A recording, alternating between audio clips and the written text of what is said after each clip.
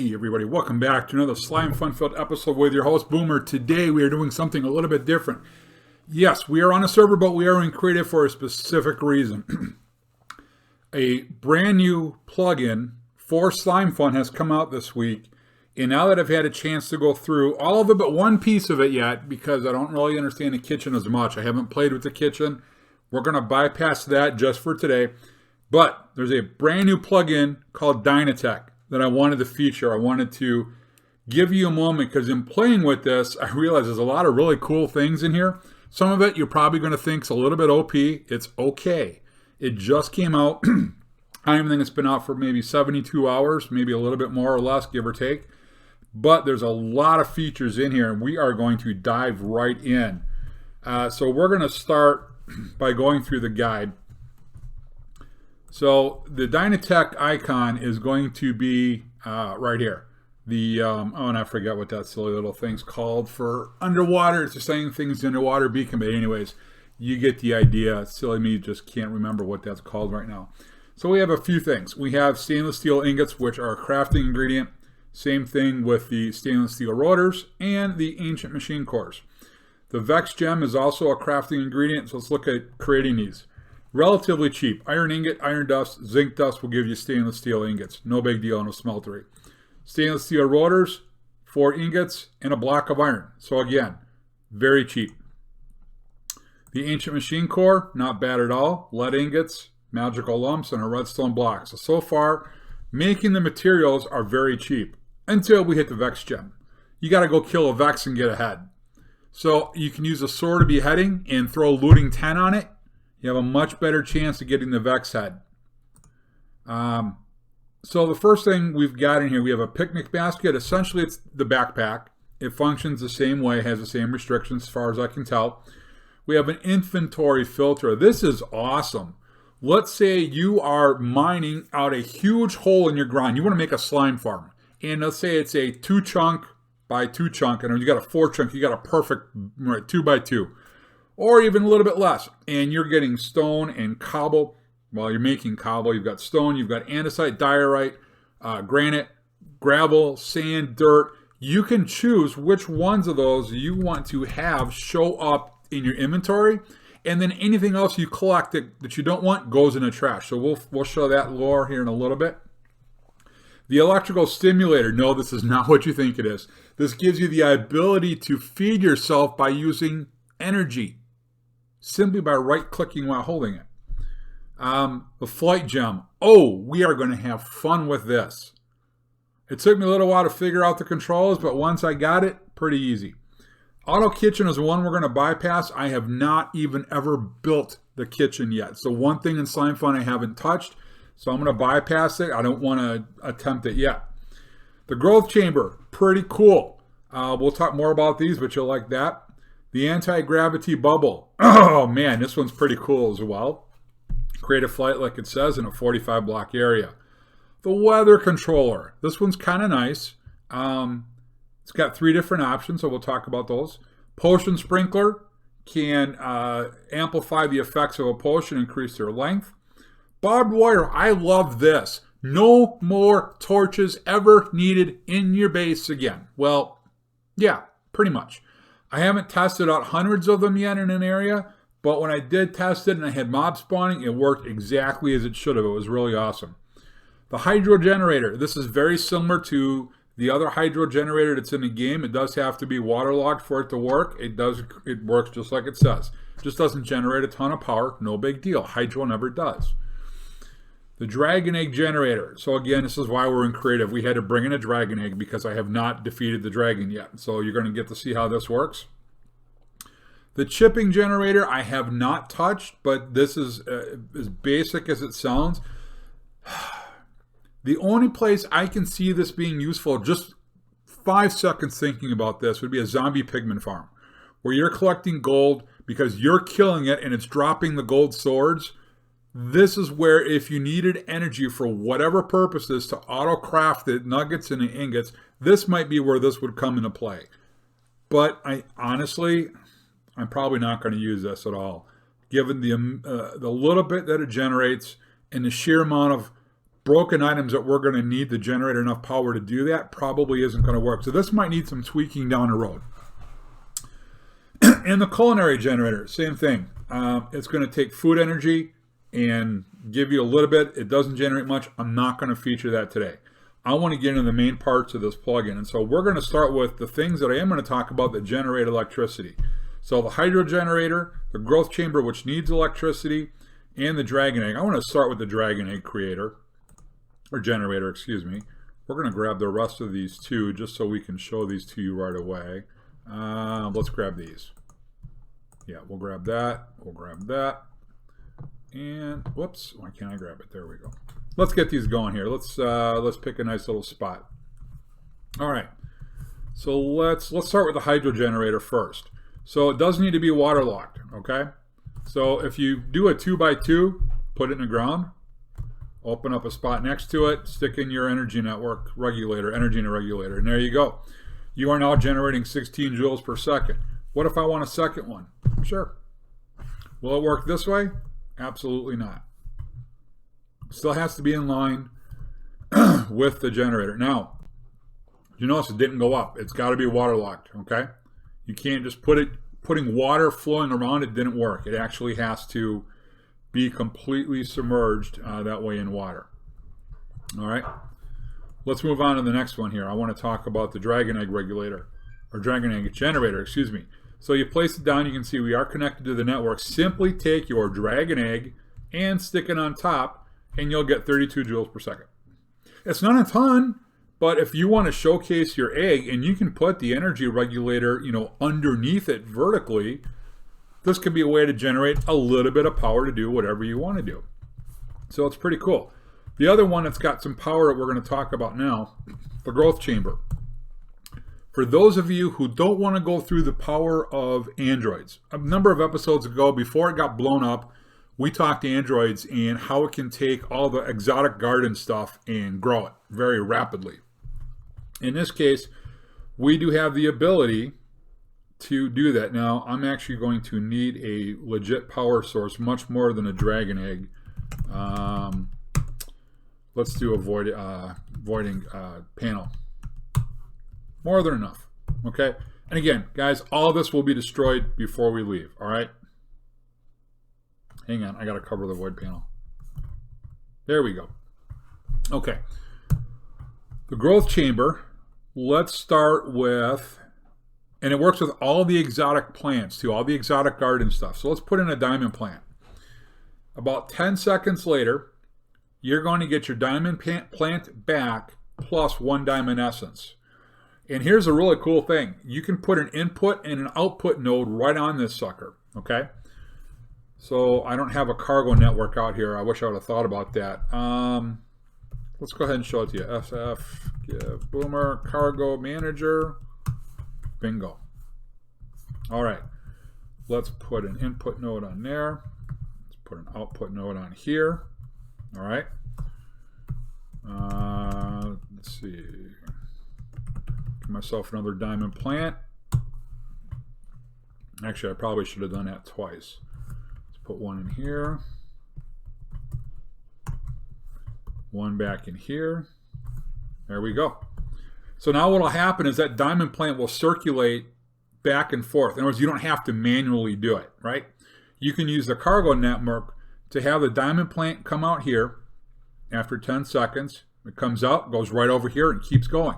So then through the cargo manager, or through the node, excuse me, pull the essence out and have it going right to an auto crafting chamber. You can make diamonds. Now, it is much slower than one Android, but it is a heck of a lot cheaper to craft. Let's look at this thing real quick. Just to craft it, okay? 3 hardened glass, 3 bone block, 2 stainless steel ingots, and a grass block. So, if you want to make a lot of diamonds without having to use Androids, you can do it. Just create a ton of these. Man, just do 64 of these. 64 of these is probably the equivalent of, well, if I had to guess, I would say 6 to 8 Androids, just without having run the comparison yet. Much cheaper, much faster to get a lot of these quickly.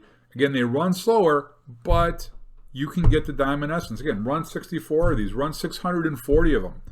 You know, if you're in that type of server where getting Androids is tough, But you can make this. Man, I'm going to make a ton of these. Absolutely, I'd make these things. These are cool. So not only does it work with the exotic garden, let's get these out of here so I can show you what else it works with. It works with all the fruit plants too. And it takes into account the time-wise for some of these. So plum is a tree, whereas corn yields that small little head. So corn is 10 seconds. So if you're working in the kitchen, you're making all the food and stuff, which again, I apologize, I have not done any of that yet on this series or ever. Same thing, put the corn sapling, one in an input node, one in the output node, or corn plant, excuse me, not sapling, and it will continue to give you corn.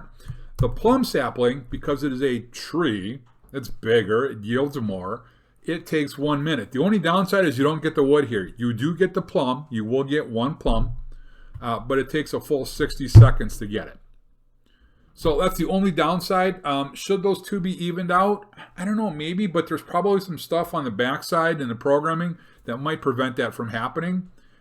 Because by default, if it said, I was looking at some of the code in there, and it said whether it was plant or bush or sapling, whatever it was, it would pull. But there's probably more mechanics that I haven't seen in the background, and that's why the plum sapling takes a full minute, maybe just because it's a sapling. It also works with vanilla tree saplings, right? Okay, so let's do this. Give Boomer an oak sapling. Let's put in an oak sapling so that when this one finishes in 15 seconds, it'll start. And if I remember right, each one yields 3 saplings back and 6 logs. So eventually, yeah, it's going to overfill with saplings. So what you might want to do is use a round robin to make sure saplings come back in. So we got our plum sapling. We got our plum. Look how fast the oak went though, okay? So this is where you're going to have to pull the sapling back in here, and you're going to have to pull the oak logs out. That went insanely fast. The downside is you got to pull the oak logs out before it regenerates again. Okay, so you will need to have the input node pulling out your oak logs immediately to get to that point. But this is a game changer again for those of you. If you can't craft the massive stuff quickly, you know what?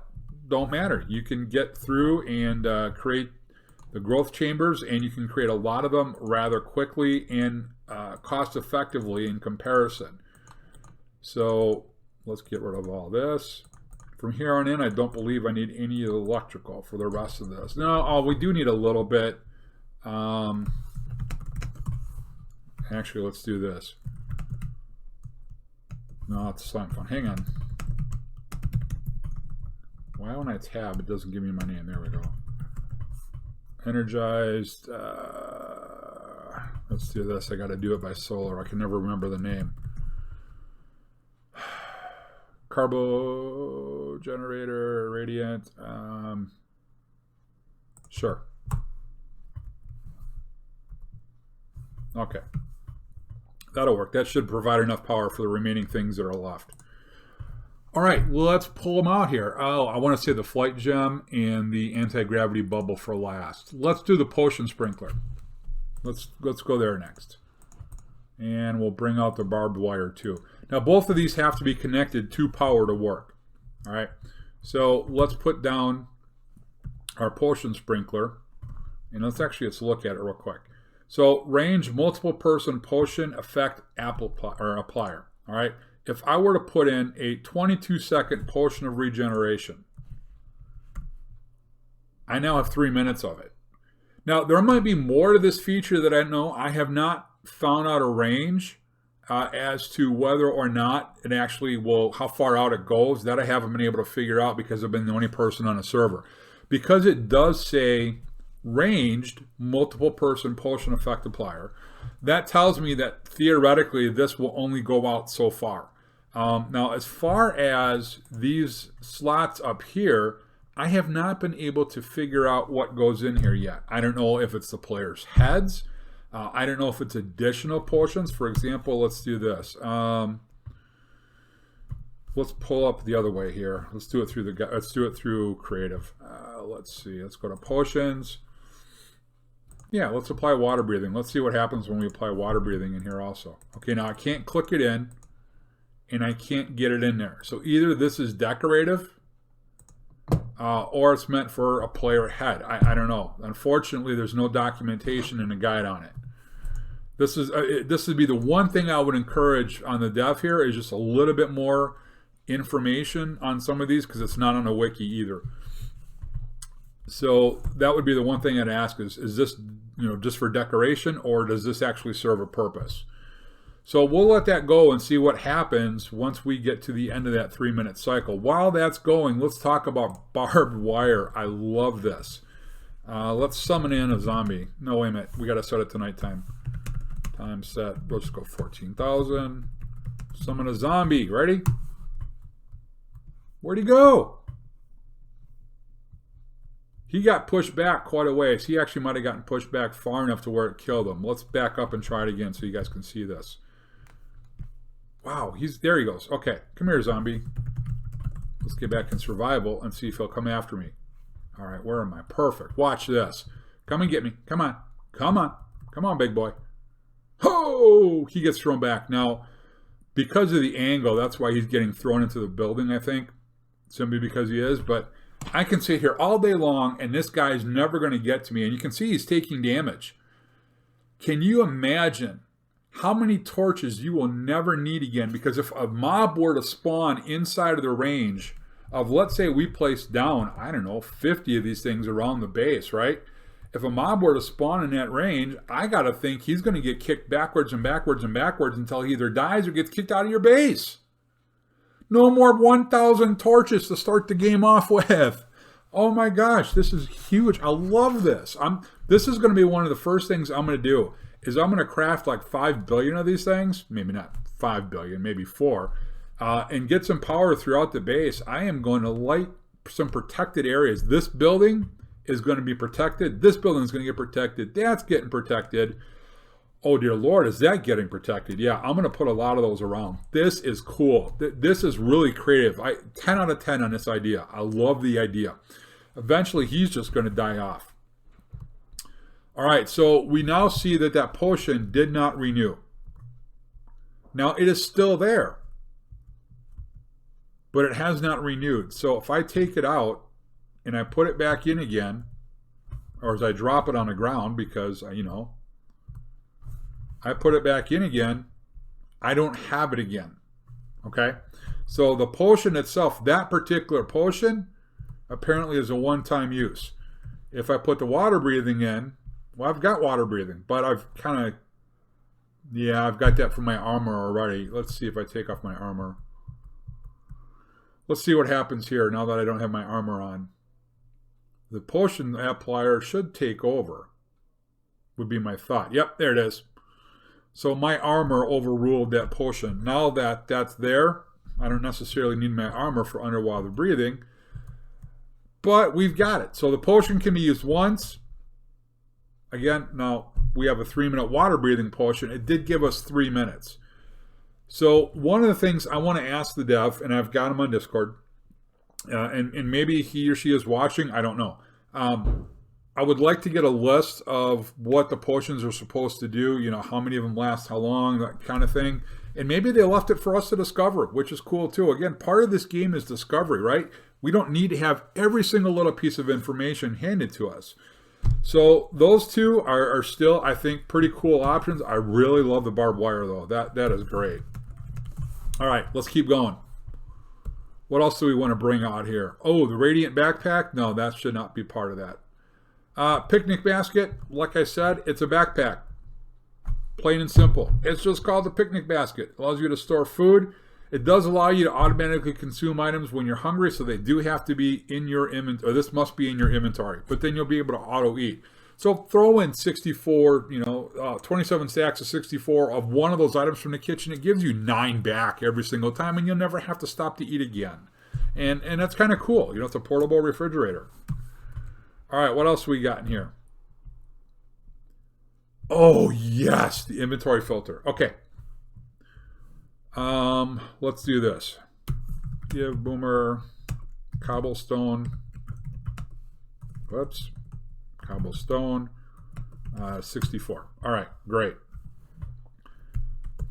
So if I don't want to pick up, I actually had silver dust in here already. You can filter up to 9 different items. So when you're mining, think about everything that you can get when you're mining, right? Stone or cobble, depending on whether or not you have silk touch on.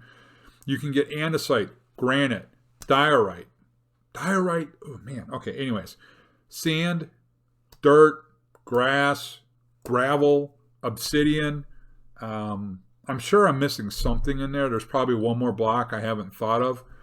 So if I'm mining, and I've got, as you guys know, a butt ton of this stuff lying around as you do, right? And you know, you get mining, especially if you're using efficiency 5 with haste 2, or you've got one of these efficiency 10 or better picks, and you've just got this crap line everywhere. You know it, your FPS drops, okay? Hold this filter in your inventory. Now watch what happens. I've got 48 in my inventory, and there's roughly, what is there, a dozen on the ground or so. I hit it, it's gone, and so is the crap in my inventory. So if I accidentally picked it up, I get the inventory, or I get this into my inventory, and boom. So if all I want to collect are the ores, right? The 7 ores that you can get from mining if you're in a, the one biome that has emeralds, I don't forget which one it is, if it's mountain or mountain cave, or I don't know, whatever. Gold, iron, you know, lapis, redstone,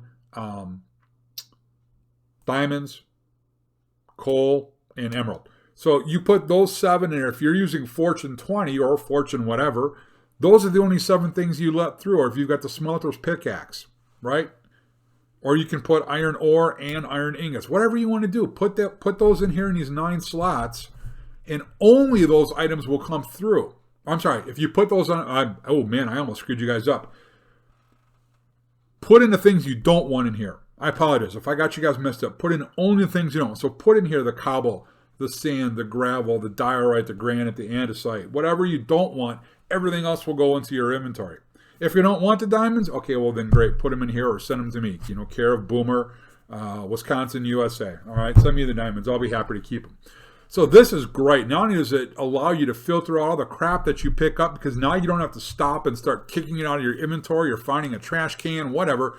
It just goes in the trash immediately. So great idea. Whoops. Punting that one, punting the potion. All right, what do we got left? Weather controller. Oh yes, absolutely. Hopefully this works as intended, because I haven't tried it yet. All right, we're powered up. So what do you guys want? Do we want rain, sun, or what's the other one? There's 3 if I remember right. Let's go back and look here at the weather controller. Let's see, where is it here? Flight gem, grab wet growth. Here we go. Okay, so the lilac, or the sunflower, makes it sunny. The lilac makes it rain. The creeper gives us thunder. I want the creeper. Let's put the creeper in. Oh, I have weather turned off and Optifine. My bad. I am so bad. Sorry, guys. Oops. Let's see now. Other weather off. Weather on. Okay. Oh, hang on. Animations. Rain splash. We'll just turn on for now. Well, maybe we'll just leave it on. And there's one other spot where we have to turn weather back on. Rain and snow. There we go. Default. Yeah, there we go. Okay. Now, I play with sound off too, so I don't know if that's affecting it. Let's see. First of all, can we get it to rain? There we go. All right, so the lilac got us the rain. Right? I want thunder, though. I want thunder. Give me thunder. Get in there. Okay, got to shift click it in, I guess. Let's see. I've got volume off. So let's listen to see if we get thunder.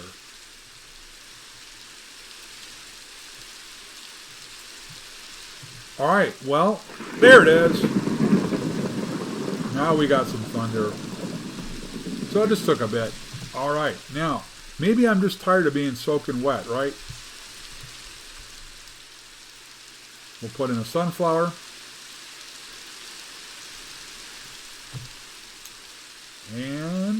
We still have rain and thunder. Now we were able to start the rainstorm. Oh, where'd it go? Okay, well, we just discovered a bug. I will send it over to the dev. I'll link this video as well so you can see that the weather controller completely disappeared on me. All right, well, almost a perfect pack. Let's get back at this, I guess, in the middle of the rain. No, we need to turn this off. This is rough. All right, animations, rain splash off. Whoops. Off, done. All right, let's see. Other, weather off. And where was the other one? Is it here? You know, I just did this too. I just turned them all off. Animations. Rain splash is off. It's not animation. There we go. Okay. And then weather clear.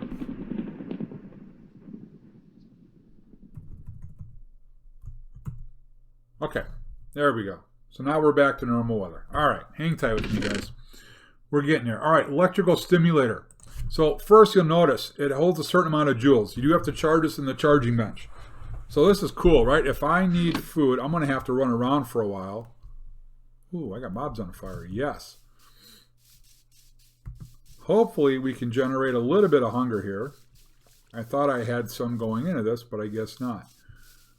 All right, I'll tell you what. While we're still featuring the other two, we'll see if we can wear the hunger down. All right, let's do it. Anti-gravity bubble. Power up, baby. Ready for this?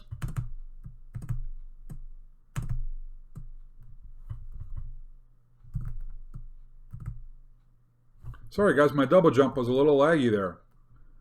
So within 45 blocks,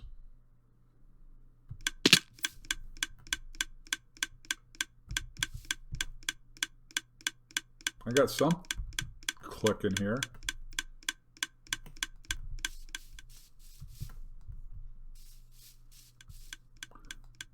Weird. I'm going to have to look into that. I didn't know I had anything out there clicking. All right.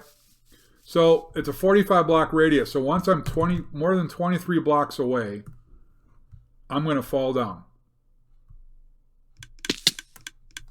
Now the nice thing is I didn't take a tremendous amount of damage falling from that height.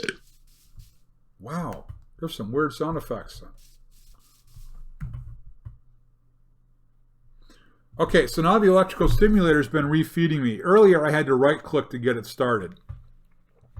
I had it in my inventory bar, so it's just going to feed you while it's in your inventory.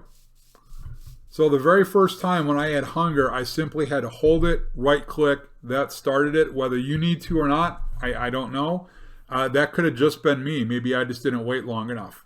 So, but anyways, that's pretty cool. You know, you simply just put it in, you fill it up, and it feeds you. Now, how long that's going to last? Well, you know, take your guess. I'm not quite sure. It looked like it was 32 joules per, 32 joules per feed. So you're going to get roughly 30, I believe that's 32 squared is 1024. Let's see, 64, 960, yeah. So 32 times it'll feed you. So not as much as the refrigerator potentially could, but still pretty nice. Or picnic basket, my bad. All right, so this is also pretty cool. So in a very small area, you can have creative flight. But, ouch. That's not the one I really want to focus on. This one's kind of nice. You know, especially if you're creating some type of game, you know, in Minecraft. That could be cool to add into some type of game. But here's the one we really want. It's the flight gem. So you are going to control this by right-clicking. Now, I have not figured out a way how to disable this.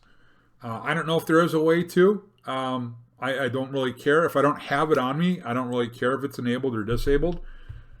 You can control the speed by right-clicking. So every time you right-click, you increase the speed. So I right-clicked a few times, I got it up to 7. Let's see if I can lower it just a little bit. Okay, to lower it, shift right-click. And that will bring it back all the way down to 1. The highest is 1. So let's see, if 3 clicks get me up to 4. And it just, the more you hold it down, or the longer you hold it down, the faster it goes. It is pretty sensitive. So this is the maximum speed.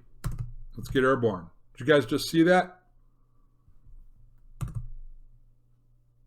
I've got a problem. I'm within the creative bubble. I got to get away from it. That's why I'm having problems here.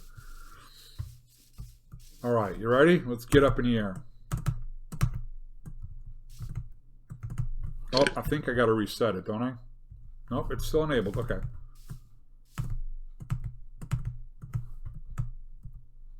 Oops, oh, I just right-clicked. 5, 6, 7, 8, 9, 1. Right? Yep. All right. I must be having a little bit of visual lag on a server or something because it took me forever to get up. But just see how fast I'm going up and down? Watch this. You ready? I'm probably going to plow right into a wall or a mountain. The world can't even draw. The chunks won't even load for me. Look at that. Who needs an elytra? I mean, whoa, what's this? Oh, cool, another village. Wow, that's how far out I went. I didn't even know I had another village over here. This is so fast that the chunk, I can hear my hard drive just grinding away, trying to get caught up. So maybe I should lower the speed a little bit. Okay, so I brought it back down. I'll right click down to 0.1. This is probably creative fly right here. Give or take. It might be a tiny bit off, but who needs an elytra ever again? Here's the downside. If you drop it, you know, you do want to, let me get to a spot here right. Yeah, let me get over the water just in case. Okay. So you do stop flying the moment you've dropped it. Now let's see about being in your inventory. So you do have to be holding it. Having in your inventory is not enough. You do have to be holding it and jump into flight. Oh, I got to remember, you can't do that when you are inside the creative bubble. It will not let you take off. The creative bubble overrules the flight gem. So keep that in mind. The creative bubble will overrule the flight gem. You got to turn it on. If you're unable to take off, you got to right click it at least once just to give it a speed. And I think I held it down for a little bit longer. So now I'm at double the speed. So this thing's really cool. This is really the OP, I think probably the most OP part of the kit. We have the ability to fly through the world rapidly. You can see the remaining damage that all those lucky and unlucky blocks did. But this is pretty awesome. So on a scale of 1 to 10, I'm going to give this thing about an 8. We do have the bug with the weather that I will let the dev know that I'm going to put this video up here shortly so we can see what happened. Let him know that he's just got to fix one minor little thing in there, I'm sure is all it is. And then we are good to go. So server owners, if you're interested, you can download this right from the official Slimefun 4 add-on website. Put it right into your plugins folder, restart your server, and boom, you've got everything. For those of you who are playing on it, man, I tell you, I really would love to see a game where this creative bubble is used. There's got to be a way to introduce this to where... Now, wait a minute. Just a minute ago, I felt... Oh, you know what? I'm within a creative bubble, aren't I? Ooh. Maybe we've got the effects overlapping somehow and created something very new, because you guys saw a minute ago when I took this out of my inventory, I fell. Or I mean, out of my hand, I fell. And now I'm still flying. Interesting. Let's get all the way down to the ground. Ooh, okay. So apparently the effects somehow have created the ability for me to fly. Let's see if I drop it. Okay, so at least when I drop it to the ground, I fall right back down. So let's get out of the range of this creative bubble one more time. And let's just confirm that while it's in your inventory, whoops, right click. If it's in my inventory and I change hands, oh, okay. So before, that dropped me immediately. Now it didn't. Wow, that's a lot of iron golems in there. All right, guys, we're going to wrap this up. I do want to get this out so you guys can see it as well as the dev can see it and see what we did. Hopefully, I'm sure it won't be a long time to get this weather thing for them fixed, but I'm giving it a solid 8 out of 10. Really cool. Nice job.